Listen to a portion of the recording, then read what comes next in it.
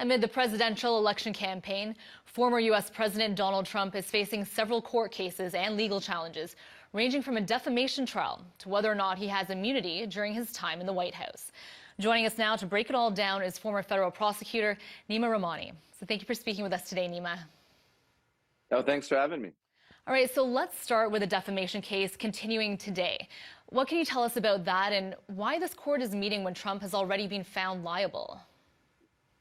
So this is Jean Carroll Part 2, and the reason we're having a second defamation trial is that Trump was litigating the issue of presidential immunity. Of course, that's an issue in the criminal case as well, but the alleged defamatory statements while Trump was president, those were put on hold and they weren't tried in the first Jean Carroll defamation case. And of course, after that first verdict came down and the jurors awarded a $5 million judgment, Trump again defamed Jean Carroll. So we're dealing with two issues in this new case. The statements that Trump made while he was president, because they're not protected by executive immunity, and the subsequent defamatory statements.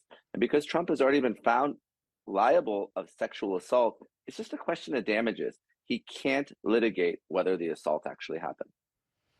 Okay, so where does it go from here then? What are we looking at in terms of the trial and how it's going to, or this case and how it's going to proceed from here?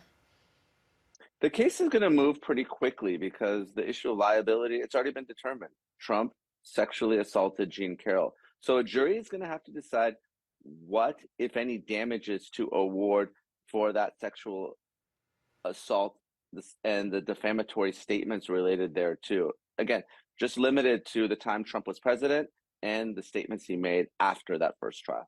All right, and Neama, let's dive now into the federal case accusing Trump of conspiring to overturn his 2020 election loss. An appeals court is weighing in on his arguments that he is immune from prosecution. Where does that stand? Well, Trump's lawyers have argued the case before a three-judge panel of the D.C. Court of Appeals, and they may issue their decision in a matter of days or weeks. And when they do, assuming that the Court of Appeals finds in favor of the special counsel and rules that Trump is not immune, Trump will likely engage in a procedural tactic to ask for a hearing en banc. That means he's going to ask for all the judges in the D.C. Circuit Court of Appeals to reconsider the case. And again, this is procedural, but it's also a good tactic because Trump's best defense to all of these cases is for him to regain control of the White House and win the election in November, because it's well established that a sitting president can't be prosecuted. So Trump is, of course, trying to argue presidential immunity substantively, but he's also trying to engage in procedural delay tactics to push everything out past the general election. So then, legally speaking, how historic is this decision as it relates to a president being immune from prosecution for actions taken in the White House? Well, this is very historic, and this is something that, frankly, hasn't been addressed. We're talking about new legal ground here. You know, the Department of Justice is arguing that Trump was a former president when he made those statements that contributed to the January 6th riots. And they're also arguing that campaigning is outside the scope of one's presidential duties. So therefore, it's not protected. Presidential immunity only covers official acts. All right, and Neama, what about the classified documents case that is set to begin on May the 4th? What do we know more about that?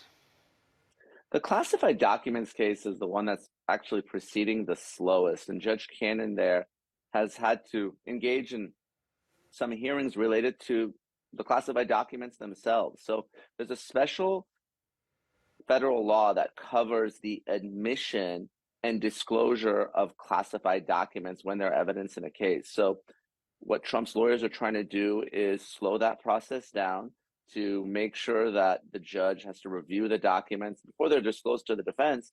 And then once they are, to the extent that the government wants to admit them into evidence, that's an issue as well. So they might have to redact the documents or, submit a summary to the jurors. So, these steps are taking a long time. And that South Florida case is nowhere near trial. All right, and Neama, we've heard Trump calling this time and time again a political witch hunt. From a legal standpoint, how much substance do these cases against him actually have? Well, there's a lot of substance, and Trump calling it a witch hunt may be good politics and may be good for the voters that he's appealing to, but really, it's not a substantive defense in the case. And actually, we're seeing this with Hunter Biden as well.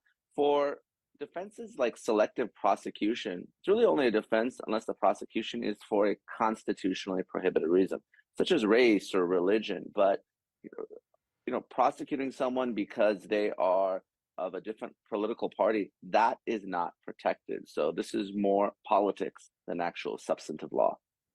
All right, Neama, thank you so much for breaking all those cases down for us. We appreciate it. Thanks for having me, as always. That is Neama Rahmani joining us from Los Angeles.